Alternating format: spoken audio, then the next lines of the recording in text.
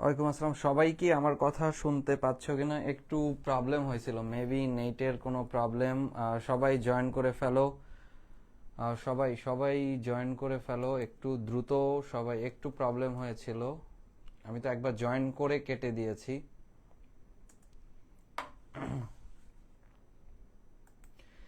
এবং যারা ইতিমধ্যে লাইভে জয়েন করে ফেলেছো, সবাই কি শুনতে পাচ্ছ কিনা? কথাবার্তা ঠিক আছে? আচ্ছা, গতবার তো কি যেন হয়েছিল, যাই হোক। আমি এই জন্য 10টা 15তেই জয়েন করেছিলাম, করার পরে হচ্ছে আমি আহ, কেটে দিয়েছিলাম আসলে। হ্যাঁ, ওকে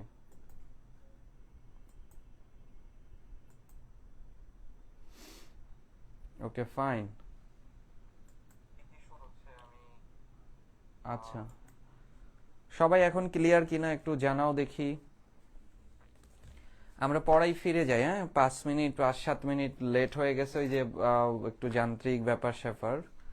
আমি খুব একটা প্রযুক্তি এক্সপার্ট না আসলে। ওকে ফাইন, আমার কথা সবাই শুনতে পাচ্ছো? সবাই শুনতে পাচ্ছো? আচ্ছা আচ্ছা, ওকে ফাইন। সবাই যেহেতু শুনতে পাচ্ছো, সবাই একটু লাইভটা শেয়ার করে ফেলো। আচ্ছা, আজকে আমরা হচ্ছে সামারি নিয়ে গতদিনে যে চ্যাপ্টারটা পড়েছিলাম, ঠিক আছে? সবাই টেক্সট বইটা হাতে নাও, সবাই টেক্সট বইটা হাতে নিয়ে, ঠিক আছে, রিলেশনশিপ এই চ্যাপ্টারটা বের করো। এটা আমরা সামারিটা এখান থেকে কিন্তু এবার এইচএসসি পরীক্ষায় সামারি আসার সম্ভাবনা 80%। বুঝতে পারছো কোনটা কোন কনসেপ্টের জন্য আসবে? ঠিক আছে, এই সামারি রাইটিং এর এই ইউনিট শেষ হলেই আমরা কিন্তু প্যারাগ্রাফ রাইটিং এ ঢুকে যাব। সো প্যারাগ্রাফ রাইটিং হাতে কলমে আমরা শিখবো। সবাই একটু ইয়া করে ফেলো, সবাই খাতা কলম বের করো, বের করো, বলো বই বের করেছো কিনা বলো। রিলেশনশিপ, রিলেশনশিপ অর্থাৎ ফ্যামিলি রিলেশনশিপ লেসন 1 নিয়ে আমরা কথা বলতেছিলাম গতকালকে, বাট সেটা শেষ হয় নাই। সামারিটা লিখতে হবে, এটা এবছরের এইচএসসি পরীক্ষা সামারির জন্য খুব বেশি গুরুত্বপূর্ণ। আচ্ছা, ওকে ফাইন, তাহলে আমরা চলে আসি। মনোযোগ দাও, সবাই একটু মেনশন করে দাও আমরা সামারি লিখব। ঠিক আছে, প্যাসেজটা আমরা বের করে ফেলি। প্যাসেজটা হচ্ছে আমরা বের করে ফেলি। আচ্ছা, প্যাসেজের শেষে একটা কথা ছিল, এটা একটু সম্পর্কে আমরা জেনে নিই। ইচ আদার, এই সম্পর্কে আমরা একটু জেনে নিই। খেয়াল করো, ইচ আদার এবং ওয়ান অ্যানাদার, ইচ আদার এবং ওয়ান অ্যানাদার, এদেরকে আমরা রেসিপ্রোকাল প্রোনাউন বলে থাকি। আমরা সামারি লিখবো, মূলত রেসিপ্রোকাল প্রোনাউন বলে থাকি। ঠিক আছে, ইচ আদার এবং ওয়ান অ্যানাদারকে আমরা রেসিপ্রোকাল প্রোনাউন বলে থাকি। ইচ আদার যখন দুইয়ের মধ্যে হবে, ঠিক আছে, দুইয়ের মধ্যে বোঝালে ইচ আদার, দুইয়ের মধ্যে বোঝালে ইচ আদার, দুই থেকে ততোধিক, দুই থেকে ততোধিক যখন বোঝাবে তখন রেসিপ্রোকাল প্রোনাউন ওয়ান অ্যানাদার ব্যবহার করবা। ঠিক আছে, তাহলে প্যাসেজের মধ্যে ছিল, এটুকু আমি স্কিপ করেছিলাম হয়তো। ইচ আদার এবং ওয়ান অ্যানাদারকে আমরা রেসিপ্রোকাল প্রোনাউন বলে থাকি। খেয়াল করো, ইচ আদার এবং ওয়ান অ্যানাদারকে আমরা রেসিপ্রোকাল প্রোনাউন বলে থাকি। তাহলে দুইজনের মধ্যে যখন বোঝাবে তখন হচ্ছে ইচ আদার, দে লাভ ইচ আদার, তারা একে অন্যকে ভালোবাসে। দুই থেকে ততোধিক যখন বোঝাবে তখন তুমি ব্যবহার করবে কি, ওয়ান অ্যানাদার। কনসেপ্টটা কি ক্লিয়ার হয়েছে বলো? আচ্ছা, খেয়াল করো, এবার দেখো, তাহলে বলে ফেলো। রাজশাহী বিশ্ববিদ্যালয়ে 16-17তে প্রশ্ন এসেছিল, দে ফট with one another. One another এখানে কি আসলে? Personal pronoun, relative pronoun, indefinite pronoun, reciprocal pronoun. So উত্তর পাঠাও দ্রুত। দেখো, বলছে দে ফট with one another. One another এখানে আসলে কোন ফ্রেজ হিসাবে, মানে কোন প্রোনাউন হিসাবে ব্যবহার হয়েছে? সবাই একটু উত্তর দাও দ্রুত। ওয়ান অ্যানাদার এখানে কোন প্রোনাউন হিসাবে ব্যবহার হয়েছে? একটু জানিয়ে ফেলো সবাই। ওয়ান অ্যানাদার, দে ফট উইথ ওয়ান অ্যানাদার, এরা কোন pronoun? One another. Okay fine, সবার উত্তর হচ্ছে। তাহলে শোনো, দুইজনের মধ্যে বোঝালে ইচ আদার হবে অনেকের মধ্যে হলে ওয়ান অ্যানাদার বসবে, ঠিক আছে। দুইয়ের মধ্যে যখন হবে তখন ইচ আদার, অনেকের মধ্যে হলে ওয়ান অ্যানাদার। আচ্ছা, পরের প্রশ্নটা করো। এটা জাহাঙ্গীরনগর বিশ্ববিদ্যালয়ের 18-19 সালের প্রশ্ন এসেছিল। দেখি, which of the following sentence is correct, নিজেরাই বের করো। Which of the following sentence is correct, নিচের কোন বাক্যটি কারেক্ট হিসাবে ব্যবহার হয়েছে। দেখি, সলভ করো তো দেখি। The three sisters love each other. The three sisters love one another. The three sisters loves one another. The three sisters loved each other. Okay, fine. Reciprocal pronoun. এবার এই প্রশ্নের উত্তরটা একটু করো তো দেখি। এই প্রশ্নের উত্তরটা বলো। এটা সলভ করতে হবে। দেখি, ওয়েট করতেছি। এটার কনসেপ্ট সম্পর্কে একটু জানো। ইচ আদার এবং ওয়ান আদারকে আমরা রেসিপ্রোকাল প্রোনাউন বলে থাকি। ওকে, ভিন্ন ভিন্ন উত্তর আসতেছে এবার।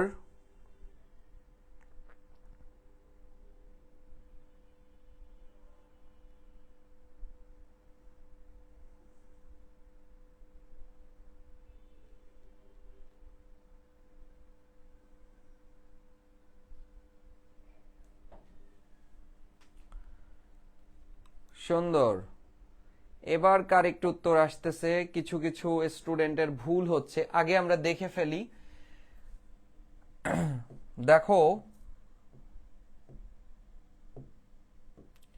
দ্য থ্রি সিস্টার্স, সাবজেক্ট রয়েছে দ্য থ্রি সিস্টার্স, সাবজেক্ট রয়েছে the three sisters, the three sisters. তার মানে সাবজেক্ট প্লুরাল, কিন্তু সাবজেক্ট কি প্লুরাল। সাবজেক্ট প্লুরাল হলে ভার্বটিও হবে প্লুরাল। তাই লাভ এই ভার্বটি প্লুরাল, লাভ এই ভার্বটি প্লুরাল, কিন্তু লাভ সিঙ্গুলার, এই জন্য সি অপশন হওয়ার কোনো যোগ্যতা নেই প্রথমতই। এবং এটা পাস্ট টেন্সে ব্যবহার হয়েছে, দ্য থ্রি সিস্টার লাভড। এখন দেখো, কনসেপ্টটা আমরা পাচ্ছি যে দুইয়ের মধ্যে হলে কি হবে, দুইয়ের মধ্যে যখন হবে তখন ইচ আদার, দুইয়ের মধ্যে যখন হবে, দুই থেকে ততোধিক যখন হবে, তিন থেকে শুরু হবে, তখন আমরা কি ব্যবহার করব, ওয়ান অ্যানাদার, ওয়ান অ্যানাদার। তাহলে এটা যেহেতু তিন, তাই ইচ আদার বসতে পারে না, অপশন এ বাদ। এটা যেহেতু তিনের মধ্যে, তাহলে one another, B option correct form বসেছে, ঠিক আছে। তাহলে এইটা বি উত্তর কারেক্ট। তাহলে রেসিপ্রোকাল প্রোনাউনের কনসেপ্ট থেকে কিন্তু অ্যাডমিশনে প্রশ্ন এসেছে। এটা সাধারণত আমি কেন দিলাম, কারণ টেক্সটের মধ্যে আমি পেয়েছিলাম এই শব্দ নিয়ে কোশ্চেন এসেছে কিনা সেটা খুঁজে বের করে প্রশ্ন দিয়ে দিয়েছি। Okay okay fine, A option correct form, ঠিক আছে।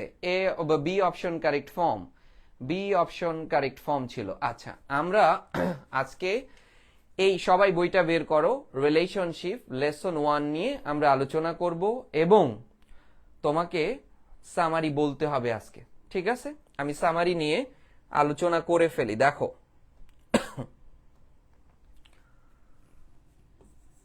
সামারি। সবাই রেসপন্স না করলে ক্লাসটা প্রাণবন্ত হবে না, যেহেতু ডেসক্রিপটিভ ক্লাস, এটা আলোচনা ধর্মী ক্লাস, এমসিকিউ ক্লাস না যে অনেক অপশন বললা বা এটা আলটিমেটলি শিখতে পারবা কিনা ওভাবে হবে না। তো দেখো, সামারি লেখার জন্য প্রথমত আমরা কি সেন্টেন্স লিখব, বোর্ডের যে নিয়মটা রয়েছে কি সেন্টেন্স, এই কি সেন্টেন্স কিভাবে লিখব খেয়াল করো।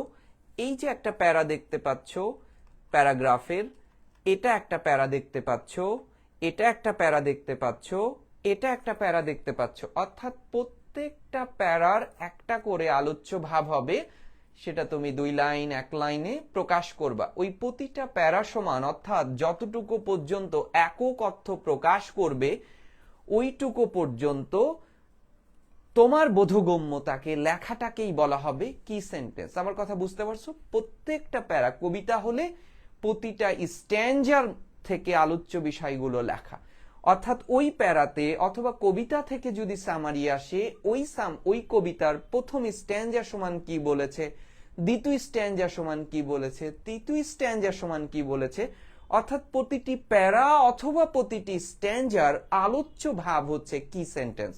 কারণ টপিক সেন্টেন্স লিখতে পারাটা বেশ জটিল একটা কনসেপ্ট, খেয়াল করো তাহলে। আচ্ছা, এরপরে তুমি যেটা লিখবা কি সেন্টেন্স, মানে তার পরবর্তীতে তুমি ওই সেন্টেন্সটাকে সাপোর্ট দিবা, যেটাকে আমরা বলবো সাপোর্টিং সেন্টেন্সেস। এটাও কি সেন্টেন্স অনেকগুলোই হতে পারে, সাপোর্টিং সেন্টেন্সেস। তাহলে সামারি লেখার নিয়ম হচ্ছে প্রথমত তোমাকে কি সেন্টেন্স লিখতে হবে এবং যে লাইনটা লিখবা ওই লাইনটাকে সমর্থন দিতে হবে, ঠিক আছে? এই হচ্ছে সামারি। এখন এই সাপোর্টিং সেন্টেন্স লেখার জন্য আমাদের তিনটা নিয়ম ফলো করতে হবে। প্রথম নিয়ম যেটা হবে সেটাকে আমরা বলবো, দেখো, ক্রোনোলজিক্যাল অর্ডার। ক্রোনোলজিক্যাল অর্ডার, ঠিক আছে? ক্রোনোলজিক্যাল অর্ডার এইটা কি, দেখো, এটা সামারির ভাষায়। এটা ক্রোনোলজিক্যাল অর্ডার শব্দের অর্থ ধারাবাহিকতা, অর্থাৎ তুমি যেটাকে সহজ ইংরেজিতে লেখা যেতে পারে সিকোয়েন্স, যদিও এটা সামারির ভাষা না, তারপরে আমি তোমাদের বোঝানোর সাথে লিখলাম সিকোয়েন্স, অর্থাৎ ধারাবাহিকভাবে লিখতে হবে। তুমি কখনোই চাইলে এই কনসেপ্ট বাদ দিয়ে লাভ দিয়ে আরেক জায়গাতে যেতে পারো না। সামারি নিয়ে জগৎ বিখ্যাত লেখক জার্মি হার্মারের how to teach a summary, ওনার বইতে উনি লিখেছে সামারি কেমন হবে, কোন প্যাসেজ থেকে কোন লাইনগুলো আসবে, কোন লাইনগুলো আসবে না, অর্থাৎ আলোচনা হবে কি হবে না, এখানে লেখকের কোনো নিয়ন্ত্রণই নেই।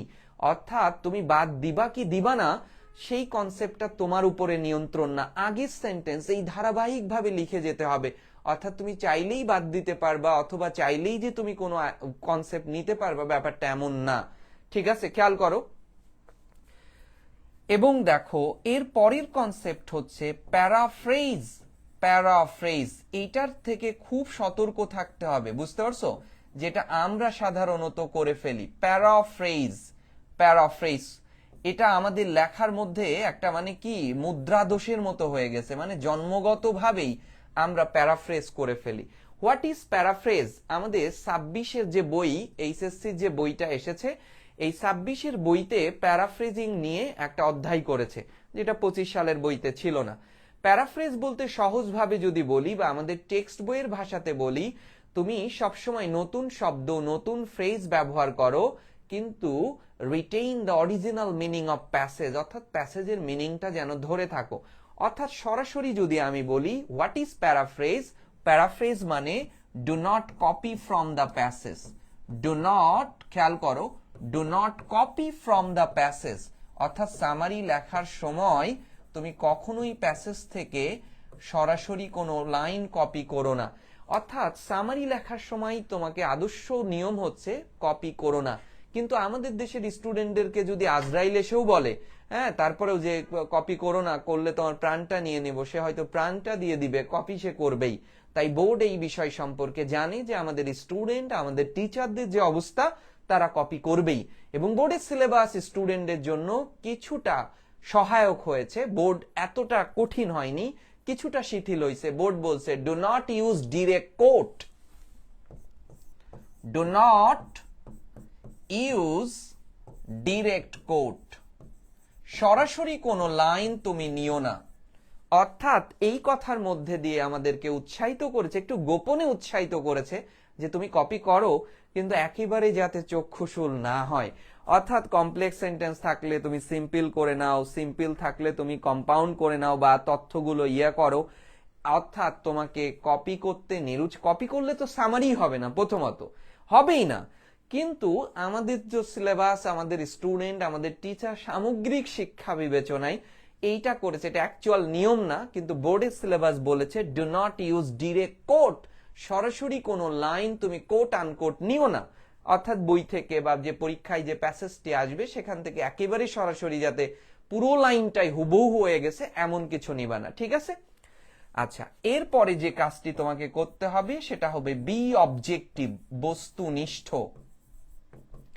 B objective. অবজেক্টিভ ব্যাপারটা আসলে কি, আমরা যদি সহজভাবে বলি, আমাদের কোশ্চেন কি বলো, দুই ধরনের, একটা হচ্ছে সাবজেক্টিভ কোশ্চেন, আরেকটি হচ্ছে অবজেক্টিভ কোশ্চেন।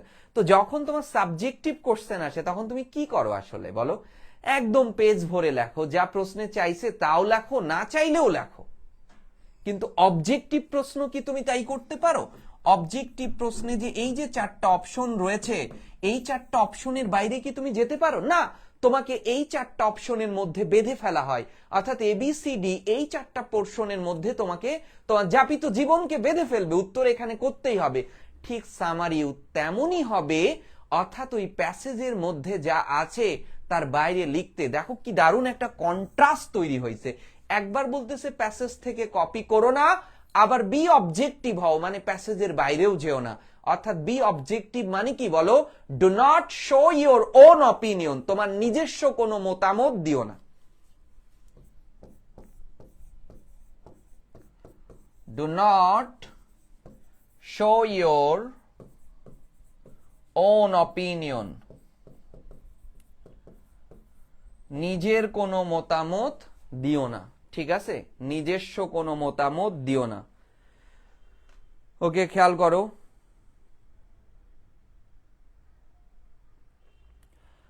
ওকে ফাইন, নিজস্ব কোনো মতামত তোমাকে দেয়া নিষিদ্ধ, ঠিক আছে। এই কনসেপ্টটুকু কি লিখেছো কিনা সবাই একটু বলো, পুরো কনসেপ্টটাকে লিখেছো কিনা একটু দ্রুত বলো। How to write a summary, summary কিভাবে লিখতে হবে এটা নিয়ে আমরা একটা প্রাথমিক আলোচনা করলাম। এখন আমি প্রত্যেকটা প্যারা সমান তোমাদের কাছে জানতে চাইবো, বুঝতে পারছো, প্রতিটা প্যারা সমান তোমাদেরকে আমরা জানতে চাইবো। এই অপ্রাসঙ্গিক কথাবার্তা বলো না।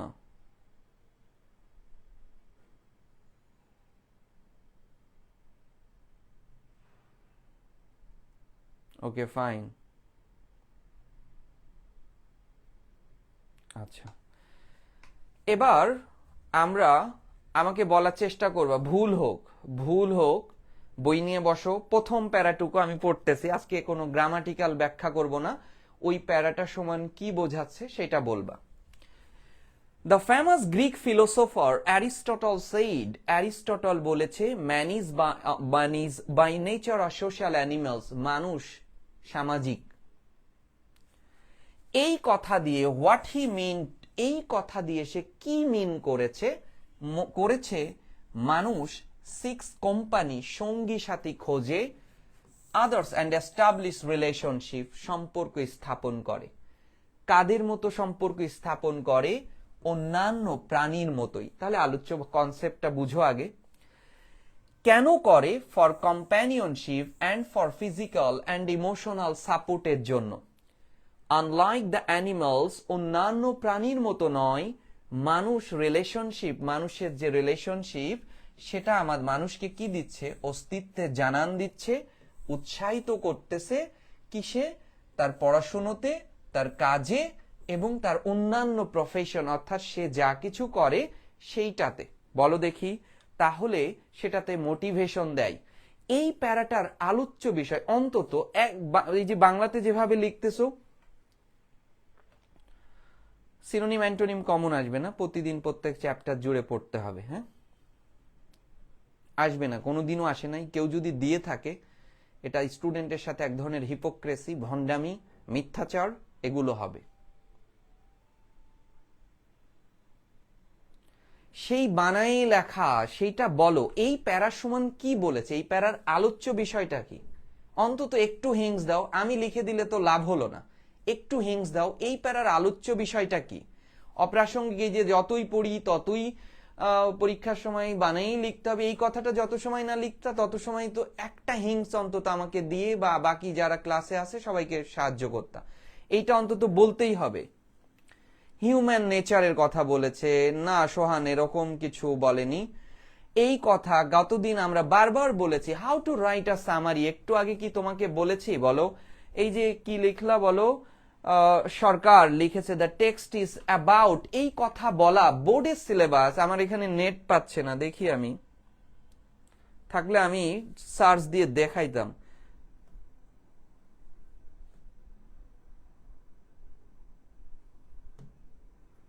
নেটটা কানেক্ট হচ্ছে না, দেখি কানেক্ট হোক।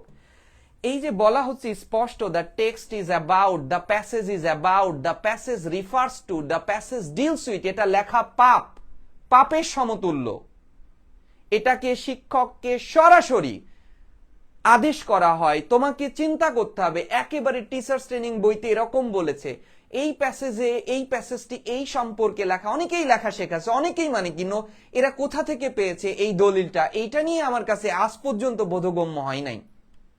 আমি নবদূত টেস্ট পেপারের কাজ করি, সেখানে বারবার আগে এরা লিখতো, সেটা 2-3 বার। 19 সাল থেকে এই লেখালেখি একদম করোনার মধ্যেকার যে 21-এর যে পরীক্ষাটা মানে বাতিল হলো, যে পুরো টেস্ট পেপারটাই তখন আমার করা ছিল। তো সেই জায়গা থেকে এই কনসেপ্টটা নেই। এটা নিয়ে অনেক কিছু হয়েছে, এটা নিয়ে আমি আর ক্লাসে এখন বলতেছি না। The text is about, the passage deals. আমি তোমরা বরঞ্চ এই ক্লাসটা অনেক শেয়ার করো, যারা এই কাজগুলো করতেছে একেবারেই ভিত্তিহীন।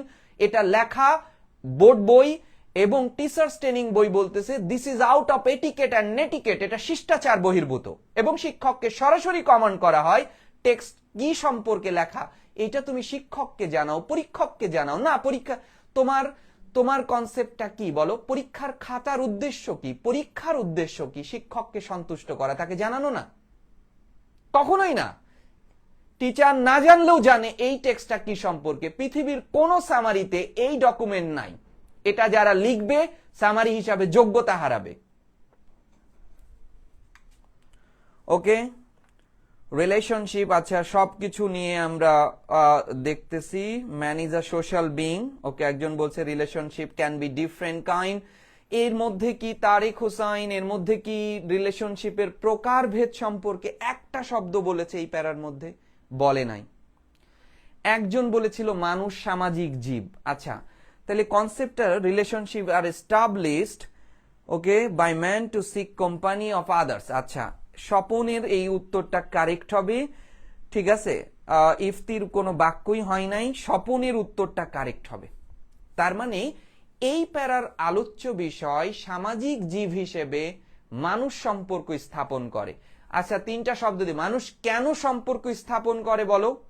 কেন সম্পর্ক স্থাপন করে? মানুষ কেন সম্পর্ক স্থাপন করে? দেখো, কম্প্যানিয়নশিপের জন্য, ইমোশনাল সাপোর্টের জন্য। তাহলে সাপোর্ট বললেও যা, কম্প্যানিয়নশিপ, দুটো কথা কিন্তু একই, একটা লিখলেই হবে। আর মানুষ কেন সম্পর্ক স্থাপন করে? তা শিক্ষায় ভালো করতে, কর্মে ভালো করতে, অন্য প্রফেশনে ভালো করতে, অর্থাৎ মোটিভেশন অ্যান্ড ইন্সপাইরেশনের জন্য। তাহলে এই প্রথম প্যারার আলোচ্য বিষয় হচ্ছে সোশ্যাল প্রাণী হিসাবে মানুষ সম্পর্ক স্থাপন করতেছে কিসের জন্য? Companionship, motivation as well as inspiration. এই হচ্ছে ফার্স্ট লাইন। তাহলে আমরা এভাবে লিখতে পারি, as a social being, social being হিসাবে অথবা অন্যান্য প্রাণীর মতোই মানুষও সম্পর্ক স্থাপন করে। দেখো, খেয়াল করো, ম্যান, দেখো ম্যান সাবজেক্ট সিঙ্গুলার, আমি যা যা লিখতেছি তার আবার ব্যাখ্যা দিচ্ছি। ভার্ব সিঙ্গুলার, ম্যান সিক্স, ভার্বের সাথে যোগ করলাম। মানুষ সিক্স কি করতেছে? কোম্পানি, কোম্পানি খুঁজতেছে। অ্যান্ড, এবং ফর্ম, দেখো verb singular, verb singular, and forms relationship, relationship. কেন রিলেশনশিপ লিখেছি? কেন সঙ্গীর সাথে কেন সম্পর্ক স্থাপন করতেছে? কিসের জন্য? মোটিভেশন অ্যান্ড ইন্সপাইরেশন, ফর এই যে কম্প্যানিয়নশিপ,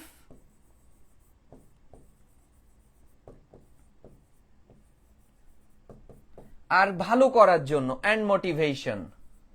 ইন্সপাইরেশন বলেছিল, আমরা লিখলাম অ্যান্ড মোটিভেশন। আর একটা নিয়ম শেখাবো, অ্যান্ড মোটিভেশন। এই হচ্ছে ফার্স্ট প্যারার আলোচ্য বিষয়। দেখি যারা যা লিখেছো। আচ্ছা, চৈতি লিখেছে relationship is an important part of human life, যা প্যাসেজের মধ্যে এক চুল বলে নাই। এই প্যারার মধ্যে আমরা কি সেন্টেন্স লিখতে হবে? এই প্যারাটার মধ্যে এই কথাটা নিয়ে কিচ্ছু বলেনি।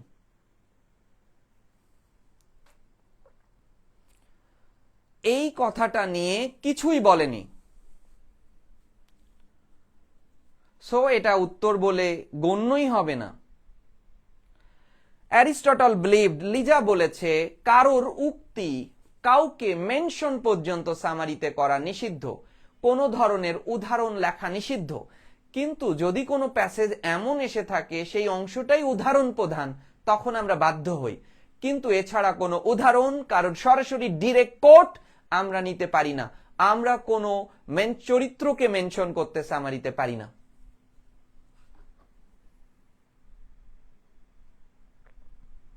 সো লেখা যাই হয়েছিল, এরপরে তুমি কমপ্লেক্স সেন্টেন্স থেকে একটু দূরে থাকার চেষ্টা করবা, সিম্পল সেন্টেন্স নিয়ে আসবা। এবার দেখি পরের কনসেপ্টে ঠিক এই যে সব লেখা একসাথে জোড়া দিবা। আমি এখন পরের প্যারাতে চলে যাচ্ছি, দেখো। এবার বলবা relationships are of different kinds, সম্পর্ক নানা ধরন রয়েছে। Some are familial and intimate, কিছু সম্পর্ক পারিবারিক এবং কিছু সম্পর্ক হৃদ্যতার।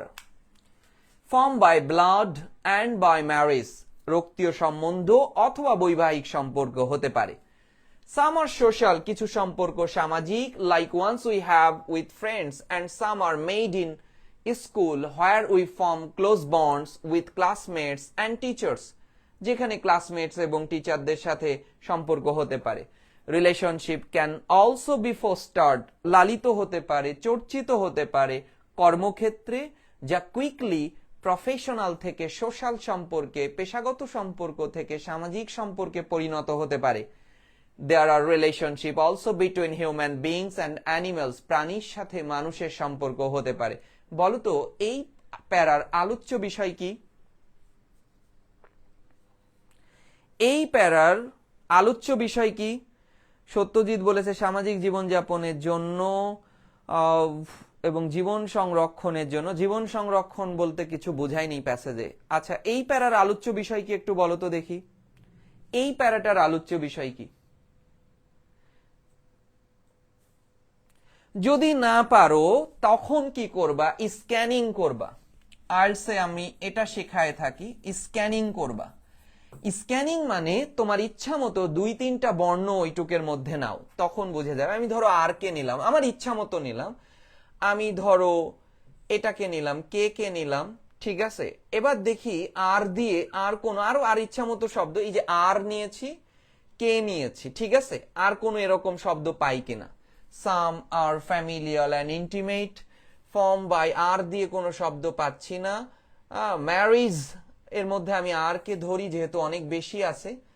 Social, like the ones we have with friends, and some school where we form close bonds with classmates and teachers। আমি আর কোন আর দিয়ে আবার একটা শব্দ পেয়েছি, রিলেশনশিপস ইন ওয়ার্ক প্লেস। আচ্ছা, ওয়ার্ক এর মধ্যে আমরা আর অনেক সহজভাবে অনেকভাবে উঠে আসতেছে, which may change from professional to social. There are relationship, আবারও আর পেয়েছি, also between human beings and animals, between children and the toys that they cannot part with, যা বিচ্ছেদ। আমরা দেখো এখানে এই শব্দগুলো আমাদের ইচ্ছা মতো আমরা কিছু শব্দ পেয়েছি যা আর দিয়ে বা কে দিয়ে শুরু হয়েছিল। তাহলে কি আর এবং কে নিয়ে আমরা কিছু শব্দ পেয়েছি। আমার ইচ্ছা মতো, তোমার ইচ্ছা মতো যাকে তাকে ধরতে পারতা। আর দিয়ে আমরা যে শব্দগুলো পেয়েছি সেই শব্দ দিয়ে বারবার রিলেশনশিপ এসেছে। রিলেশনশিপ নিয়ে কথা হয়েছে। কে দিয়ে কাইন্ড নিয়ে কথা বলা হয়েছে। আর দিয়ে ওয়ার্ক প্লেস নিয়ে কথা বলা হয়েছে। আচ্ছা, ওয়ার্ক প্লেসের কথা বলেছে, যেখানে আমরা আর দিয়ে পেয়েছি। আর দিয়ে ম্যারিজের কথা বলেছে। এই 4টা শব্দ আমরা স্ক্যান করেছি। আমি যদি আর কিছু নাও পড়ি, আমি এটা নিয়ে আমার মতো করে একটা বানাইতে পারবো যে রিলেশনশিপের প্রকার এবং রিলেশনশিপ, ওয়ার্ক প্লেস মানে কর্মক্ষেত্র, রিলেশনশিপ মানে ম্যারিজ। অর্থাৎ তার মানে আমরা এই প্যারার আলোচ্য বিষয় হচ্ছে রিলেশনশিপের প্রকারভেদ এবং রিলেশনশিপ কোথায় গড়ে ওঠে। দুটো লাইন আমাদেরকে লিখতে হবে। স্ক্যানিং করতে পারবা? আমাকে একটু বলো তো, সামারি যখন তুমি তথ্য বের করতে পারবা না, স্ক্যানিং করতে পারবা? জাহাঙ্গীরনগর বিশ্ববিদ্যালয়ে এমন এক বিদঘুটে প্যাসেজ আসবে যা তুমি স্ক্যানিং করা ছাড়া যদি তুমি পুরো প্যাসেজ পড়তে যাও, তুমি যদি খুব ভালো ভোকাবুলারি না জানো, তাহলে তোমার উত্তর করা সম্ভব না। ওই এক প্যাসেজ পড়েই ওই 5টা উত্তর করতে করতেই তোমার পরীক্ষা শেষ হয়ে যাবে। তাই তোমার জন্য দরকার স্ক্যানিং। স্ক্যানিং পদ্ধতিটা কি বুঝেছো? ওকে ইপ্তি, এবার সবার উত্তর হচ্ছে ওকে ফাইন। স্ক্যানিং করতে কি পারবা? হ্যাঁ, জাহাঙ্গীরনগর বিশ্ববিদ্যালয়ের জন্য তোমার হেল্প লাগবে। যখন তুমি জাহাঙ্গীরনগর বিশ্ববিদ্যালয়ে পরীক্ষা দিবা, আর্টস এবং কমার্সের ইউনিটেই একটা বড় প্যাসেজ আসবে। তোমার ইচ্ছা মতো যে কোনো শব্দের প্রথম বর্ণ তুমি ধরবা, বা ওই বর্ণ দিয়ে খুব বেশি শব্দ হলে তাকে ধরবা। দেখবা ওই প্যাসেজ সম্পর্কে তোমার একটা ভাষা ভাষা মিনিং তৈরি হয়েছে নিজের ভিতরে। There are many types. হ্যাঁ হয়েছিল সাদিয়া, ওকে ফাইন, হয়েছিল সুন্দর। তাহলে আমরা সম্পর্কের প্রকারভেদ নিয়ে কথাবার্তা বলা হয়েছে।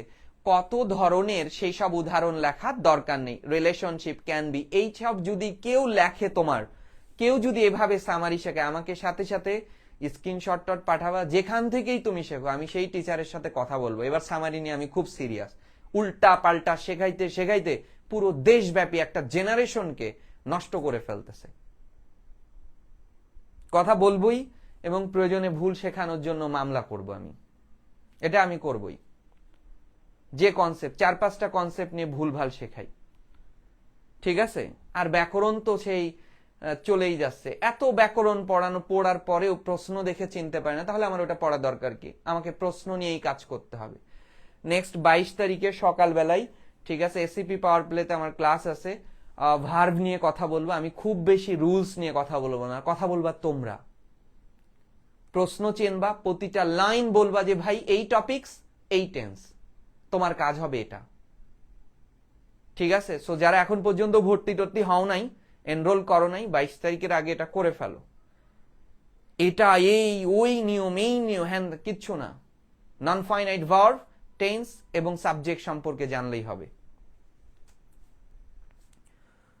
ওকে ফাইন, হবে। তাহলে রিলেশনশিপের প্রকারভেদ আর কোথায় তৈরি হয়, সম্পর্ক কোথায় তৈরি হয় সেটা নিয়ে বলা হচ্ছে। তাহলে লিখে ফেলো, relationship can be of different types, অথবা সোহান যেটা লিখেছিলা, সাদিয়া যেটা লিখেছিলা, ঠিক আছে? হ্যাঁ, এটা আমি করবই, মামলাই করব ভুলভাল শেখালেই। অনেক হয়েছে, অনেক সহ্য করেছি, ঠিক আছে, প্রচুর সহ্য করা হয়েছে। উল্টাপাল্টা শিখায় অনলাইনে চিল্লাই পারলে এইগুলোই ছেলে পেলে কাছে বলে লাইফ শেষ করে দেওয়ার মতো অবস্থা, ঠিক আছে? আচ্ছা, হ্যাঁ হয়েছে, সোহান হয়েছে, সাদিয়া লিখেছিলা হয়েছিল, ঠিক আছে? আলটিমেটলি বলবা রিলেশনশিপ এর প্রকারভেদ। তাহলে লেখো, relationship can be of different types. Relationship can be of different type.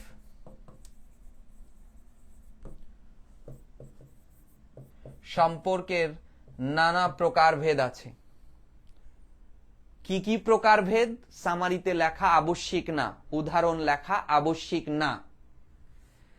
এবার সম্পর্ক কোথায় গড়ে ওঠে দেখো। কোথায় গড়ে ওঠে বলছে স্কুলে, কোথায় গড়ে ওঠে প্রফেশনাল মানে অফিসে, কোথায় গড়ে ওঠে সমাজে, প্রফেশনাল মানে অফিস আদালতে, ঠিক আছে? তার মানে স্কুল, কলেজ, বিশ্ববিদ্যালয় এটা একটা কি ক্লাব, গির্জা, মসজিদ, মন্দির, ঠিক আছে? চায়ের দোকান থেকে আমার যত বন্ধু হয়েছে সব চায়ের দোকান থেকে হয়েছে, বুঝতে পারছো? যত মানে আমার ক্লাসমেট, ইউনিভার্সিটি মেট যারা ছিল তাদের থেকে, মানে এই চায়ের দোকান থেকে আমার জীবনে সব থেকে হৃদ্যতার সম্পর্ক তৈরি হয়েছে, যাদের নিয়েই আমি মানে চলি এখন। যাই হোক, তার মানে এগুলো সব সামাজিক সংঘ থেকে। তাহলে লেখো, আমরা লিখতে পারি generally relationship can develop from social organization. Generally relationships, লেখো তোমার মতো করে লেখো, can develop from different social organization. উদাহরণ ওইসব বলবা না, স্কুল থেকে হয়, প্রফেশনাল, উদাহরণ আনা যাবে না, এগুলো সবই সামাজিক সংঘ। তাই লিখে ফেলো, জেনারেলি সাধারণত রিলেশনশিপস ক্যান ডেভেলপ ফ্রম, ঠিক আছে, ক্যান বি, দেখো can develop from different social organization, লেখো can develop, can develop from different social organization.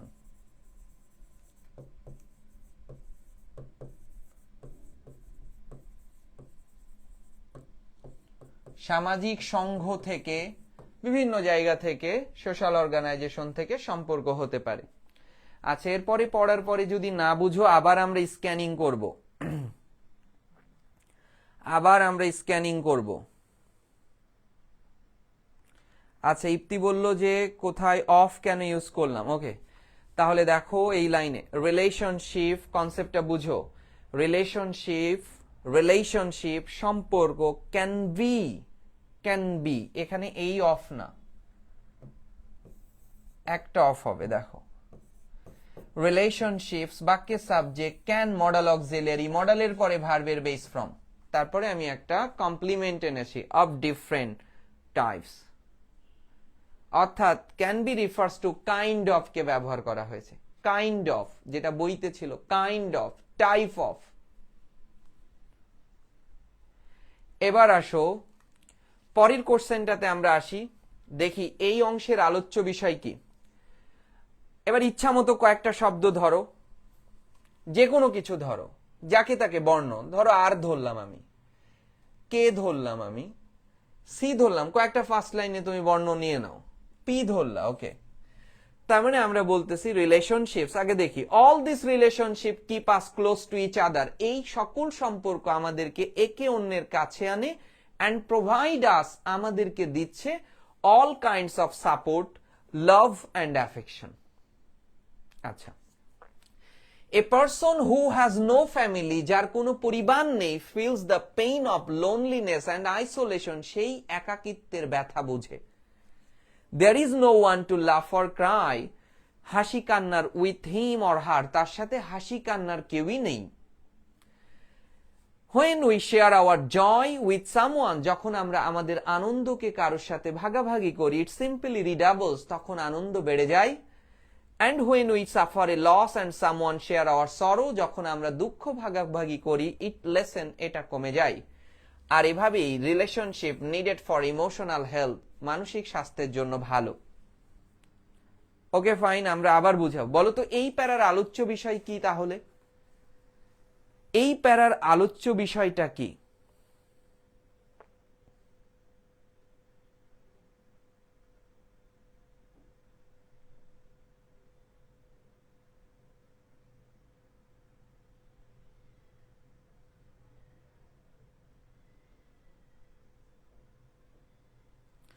Healthy relationship can heal a man.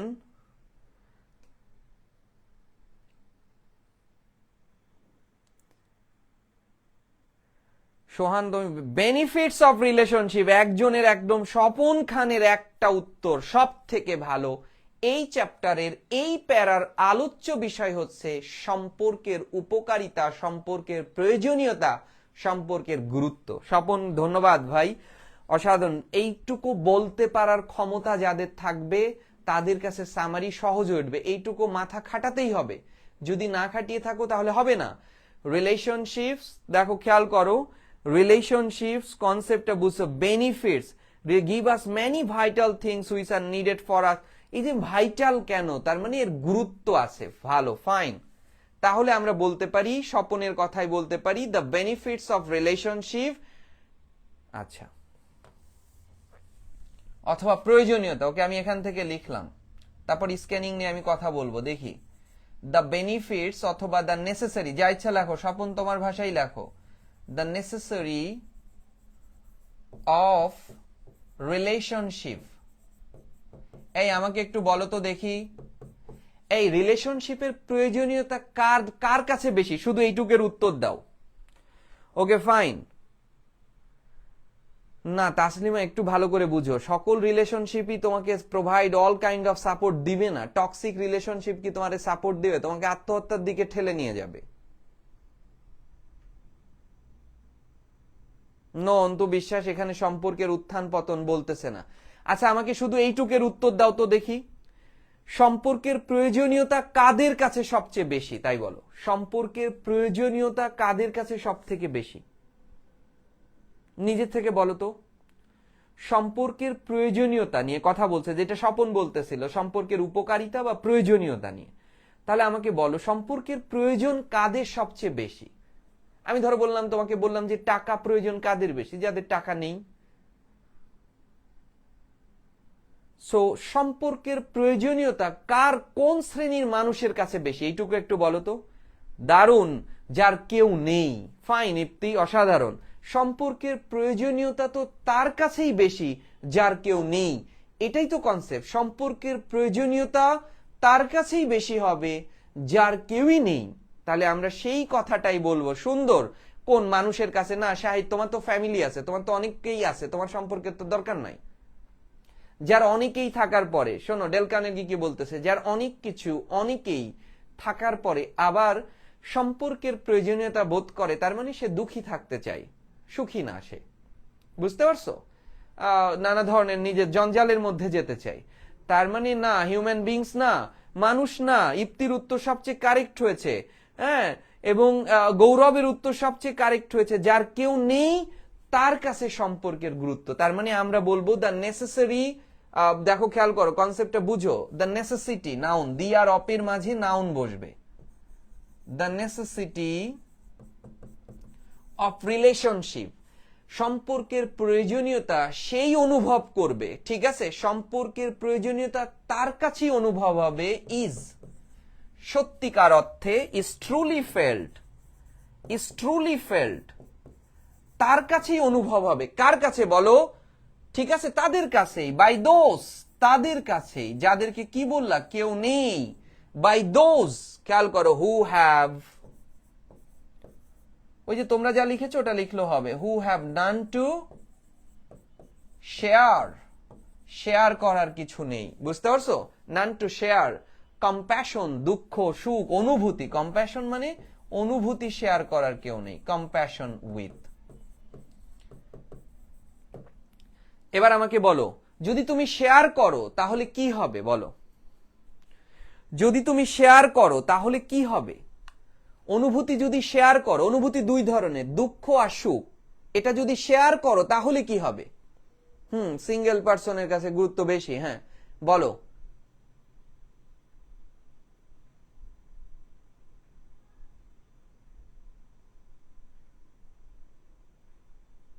বলো, সম্পর্ক তাদের কাছে যাদের শেয়ার করার কেউ নেই, তো কি শেয়ার করবে? দুঃখ আর সুখ। এবার বলো, দুঃখ সুখ শেয়ার করলে কি হবে?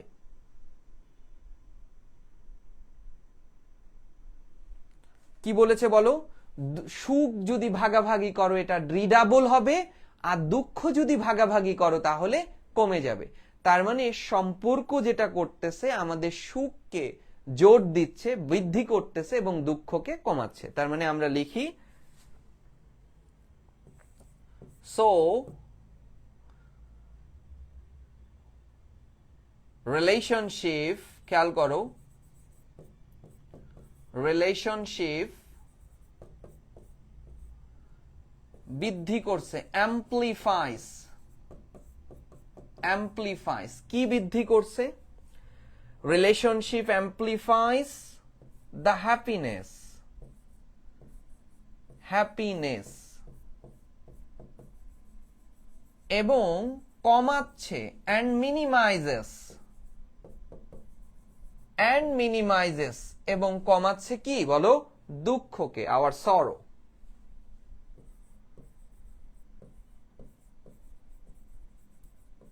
আওয়ার সরো। এবার লিখতে পারো, relationship amplifies our happiness and minimizes our sorrow. Amplify, fine, Gourab বলেছে অ্যাম্পলিফাই, সুন্দর, অ্যাম্পলিফাই। এবার আমাকে বলবা এই পরের প্যারার আলোচ্য বিষয় কি, দেখি বলতে পারো কিনা। এই প্যারার আলোচ্য বিষয়টা বলো। টু বিল্ড রিলেশনশিপ, এটাই মনে হয় প্যাসেজের শেষ প্যারা। To build relationship we need to have trust and respect for each other. To build relationship, সম্পর্ক স্থাপনের জন্য we need to have trust and respect for each other. আমাদের একে অন্যের বিশ্বাস, একে অন্যের প্রতি শ্রদ্ধা এগুলো থাকতে হবে, বুঝতে পারছো? গুড ফেইথ থাকতে হবে, and love where this is needed. আচ্ছা, we cannot be selfish, আমাদেরকে সেলফিশ হওয়া যাবে না, and possessive হওয়া যাবে না, বুঝতে পারছো না? মানুষের মধ্যে এই ডমিনেটিং ক্যারেক্টার অনেক বেশি, পজেসিভনেস, হ্যাঁ এইটাই আমার, আমি সবকিছু এখানে, এই যে ইগো প্রবলেম, এই যে পজেসিভনেস, এটা খুব মানে ভয়ানক। If we want to establish an effective relationship, but quite often আমরা প্রায় দেখতে পাচ্ছি we see people quarreling, ঝগড়া করছে, and fighting with each other, which only brings misery and loss to all, যা শুধু হারানোর ব্যথাকেই আনবে। আমাকে বলো তো, এই বাক্যের আলোচ্য বিষয়, এই পুরো প্যারাটার আলোচ্য বিষয় কি? আমরা সবগুলো প্যাসেজ যেগুলো সামারির জন্য খুব বেশি গুরুত্বপূর্ণ সেই সব নিব আমরা, সবগুলো সামারির জন্য এটা গুরুত্বপূর্ণ। সামারি লেখা শিখতে হবে। বলো, এই প্যারার আলোচ্য বিষয়টা কি? আমাকে একটু জানাও।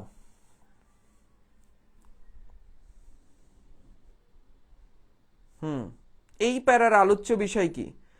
Building process of an effective relationship essential for, essential না সোহান, তুমি কিন্তু ভুল উত্তর দিচ্ছ। ইফেক্টিভ রিলেশনশিপে স্বপনের উত্তর কারেক্ট হয়েছে।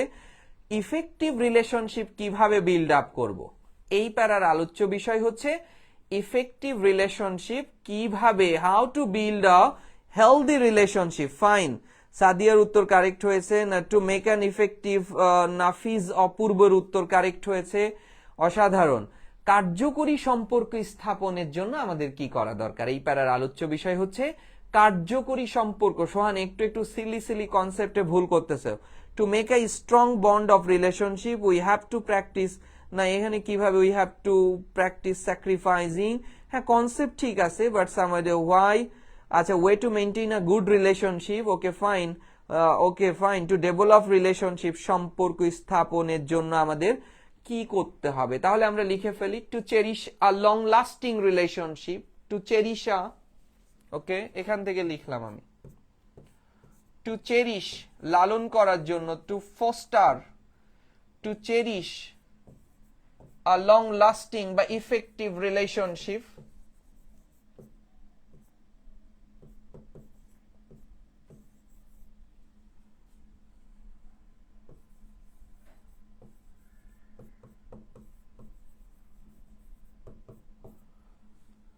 কার্যকরী সম্পর্ক স্থাপনের জন্য we should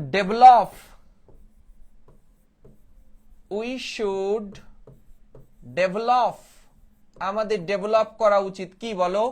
trust and respect, এই দুটোকে বলা হয় আটমোস্ট গুড ফেইথ, পারস্পরিক সদিশ্বাস, utmost good faith.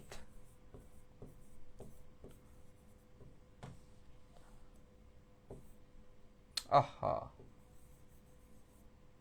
Two cherish লিখেছিলাম, আটমোস্ট গুড ফেইথ, পারস্পরিক সদিশ্বাস, রেসপেক্ট অ্যান্ড ট্রাস্টের সমন্বয়কে বলা হয় utmost good faith.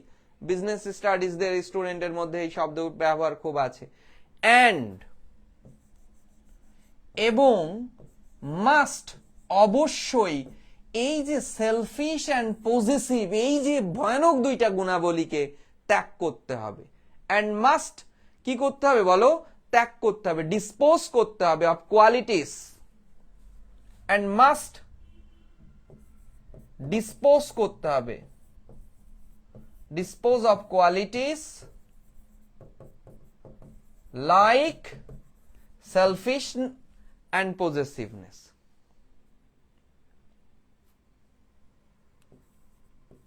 Selfishness and possessiveness, বুঝতে পারছো? এই হচ্ছে আমাদের এই আলোচ্য বিষয় ছিল, যে কিছু ট্রাস্ট, রেসপেক্ট এন্ড হ্যাঁ selflessness, this is called utmost good faith.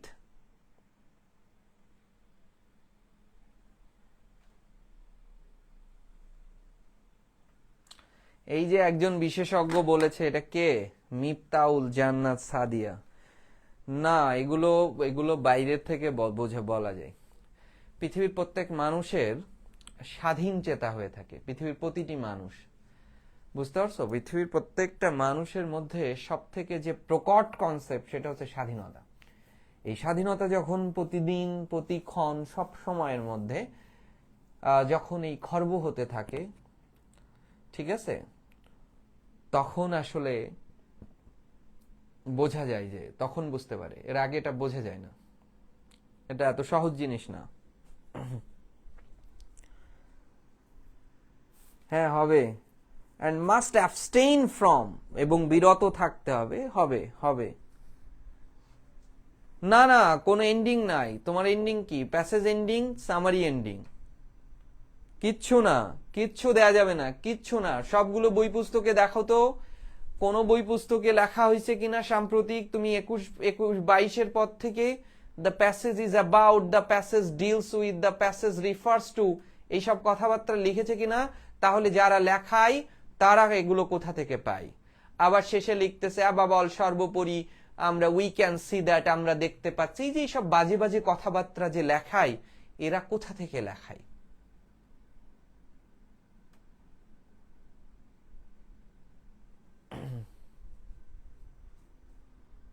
এই বুঝতে পারছো, আজকে আসলে লাইভটা শুরুর দিকে কেটে যে ঝামেলা হয়ে গেছে, বুঝছো না?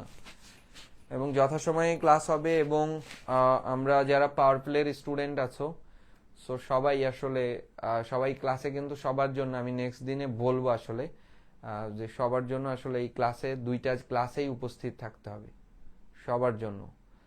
সে রুটিন আর ঠিক আছে অনুযায়ী ক্লাস করবে, এবং যে এই যে প্রকল্প, এই প্রোগ্রাম দুটোর কনসেপ্ট মিলেই কিন্তু তাকে ক্লাস করতে হবে। আমাদের স্টুডেন্ট যারা রয়েছে, যারা ইতিমধ্যে এনরোল করে ফেলেছো, তাদের জন্য এটা খুব দরকার, খুবই দরকার, খুবই ভালো করতে হবে। কারণ আমাদের লক্ষ্য কিন্তু অনেক বড়, আমাদের লক্ষ্য অ্যাডমিশন টেস্টে ভালো করানো, এবং একটা গোছানো প্ল্যাটফর্ম, যেহেতু তুমি পাচ্ছ, আমি নিজেও পেয়েছি, একটা গোছানো প্ল্যাটফর্মের খুব গুরুত্ব, খুবই গুরুত্ব কিন্তু, ঠিক আছে, একটা গোছানো প্ল্যাটফর্মের খুবই গুরুত্ব।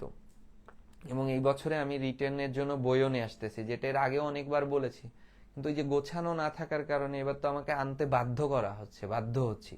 সব মিলায় আমাদের একটা বিগ প্রকল্প রয়েছে অ্যাডমিশন নিয়ে।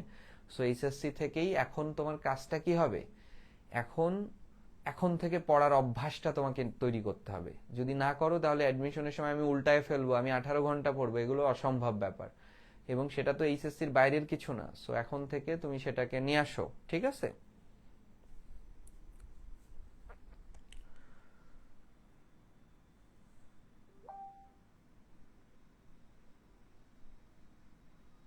ওকে,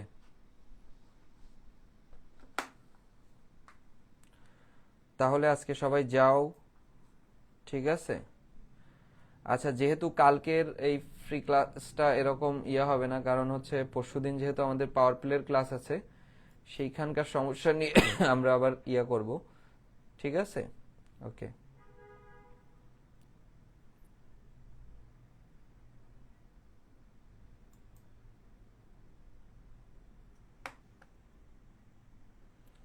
গোল হচ্ছে কি, সিইউ এর একটা, মানে চট্টগ্রাম বিশ্ববিদ্যালয়ের একটা সিট, তাইলে আমি যে সাজেশন তোমারে ধরো দিব, 2টা বই বলবো, হুবহু প্রশ্ন কমন পাবা। যদি কমন না আসে আমার কাছে এসে বলবা যে ভাই কমন হয় নাই চট্টগ্রাম বিশ্ববিদ্যালয়ে। বুঝতে পারছো? তোমার চট্টগ্রাম বিশ্ববিদ্যালয় কেন, ঢাকা বিশ্ববিদ্যালয় কি করেছে বলো? ঢাকা বিশ্ববিদ্যালয় কি হলো? হ্যাঁ, ঘোষণা আসবে, ক্লাস নিব, ক্লাসের অবশ্যই থাকবে।